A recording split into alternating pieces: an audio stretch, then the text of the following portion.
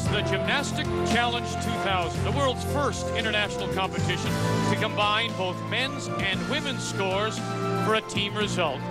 And we have many countries competing here at the Hershey Center, leading up, of course, to the Sydney Olympics. Hi, everyone. I'm Vic Rauter, working along with Elfie Schlegel, who was a member of Canada's national team for 10 years, a World Cup medalist and a Commonwealth Games champion. And yes, those Olympic Games are just around the corner.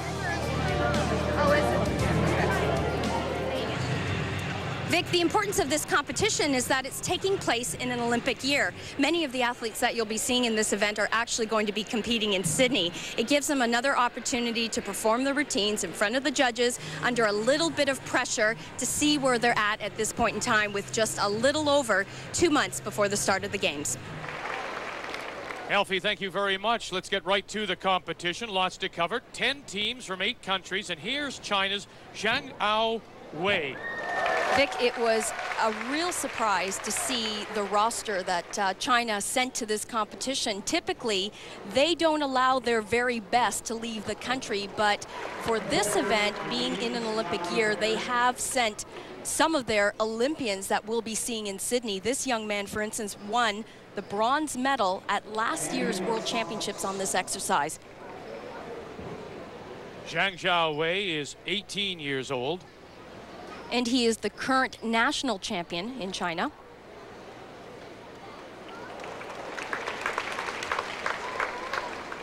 Now, when you say they're allowing their athletes to appear more internationally, does that indicate a more open sporting and gymnastics kind of thought? Well, I think the Chinese, no question, will send their top guns to the World Championships, to a World Cup event, obviously the Olympic Games. But when it comes to smaller international events, such as the Gymnastics Challenge 2000, which is a new event, they haven't in the past sent their very best. But I think this is a sign that they want to get their athletes out there for as much international experience before the big games. And Aowei scores a 9.550 to put himself into first place. From the U.S., this is Hamm. The Americans have sent some very talented athletes to this competition. Paul opens up with a double layout with a full twist, one of the top skills that we're seeing on men's exercises today. The floor routine obviously is comprised of tumbling elements. The men will perform other combinations, as we're going to see right here. These are flared movements right up to the handstand. Paul's going to get some bonus points for doing this particular combination. He actually stole that from the pommel horse.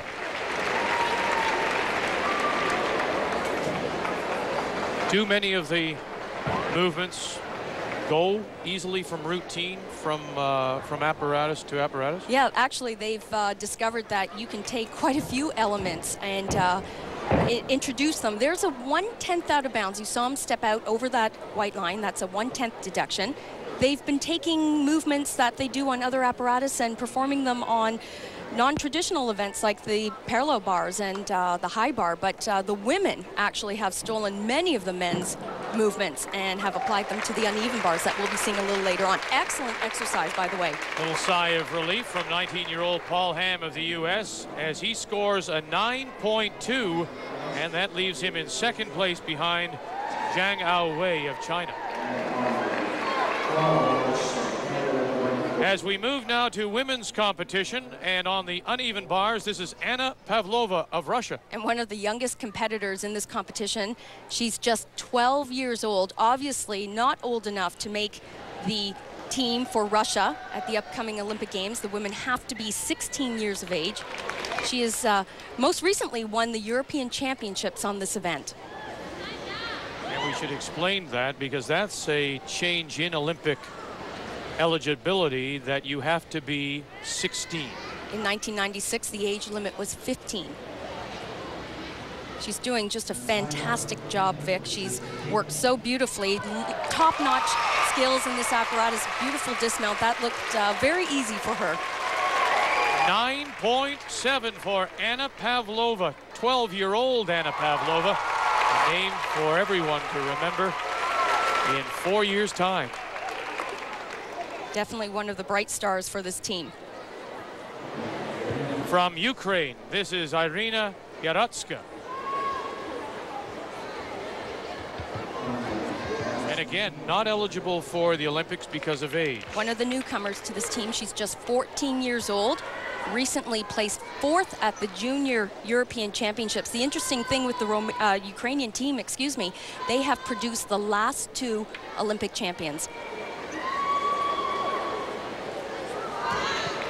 Another excellent exercise. Almost sticks the dismount. Of course, that's going to be a couple tenths of a deduction. Oh, and that's the difference, Alfie. She's currently 2nd behind Anna Pavlova as she scores a 9.6. Here we take a look at some of her intricate movements up on the high bar. Beautiful release element. You can see she took that well above the bar. A familiar face, a familiar name from the Atlanta Olympics. This is Shannon Miller of the U.S. Vic, she is by far the most decorated athlete that the U.S. has ever produced. Many were surprised to see Shannon return to competition.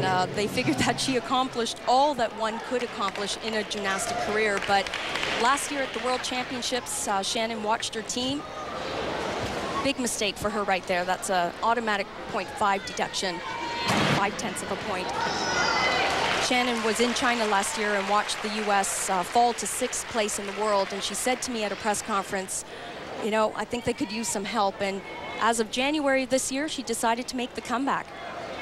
She's 23. How old is that? I mean, is that too old to be competing at this level? Many say it's too old for gymnastics, but with the new age requirement, 16, for someone like Shannon Miller, her philosophy is if I can still do the elements, what's the big deal? And the fall does hurt her as she scores an 8.85. And this is something that Shannon can do in her sleep. It's very unfortunate, just really off in her timing. Very uncharacteristic for an athlete like Shannon. With her coach, Steve Nunno. Yang Yun from China. Well, the Chinese all but own this apparatus. They have been innovators on this event. A lot of that is due to their beautiful line in all their handstand movements, not to mention very difficult skills. Working on the low bar, which is a requirement. The women have to work from low bar to high bar. In this day and age, it's almost become like men's high bar. We see so many of the women performing elements on the high bar. That's a release element. Mr. Dismount, double layout. One small step, beautiful exercise. But certainly a name that we should remember, Yang Yun from China, who scores a 9.5 to leave her currently in 3rd place. Here we'll take a look at some of the lines and the beautiful work. She moves into a heely turn. You can just see a little extra flair, just pays attention to intricate movements. Anna Pavlova of Russia is your winner of the uneven bars. Crystal Gilmore of Canada finished 12th. Ukraine is 1st after one event. Canada is 6th. The beam and more men's floor. When we come back, Gymnastics Challenge 2000 TSN.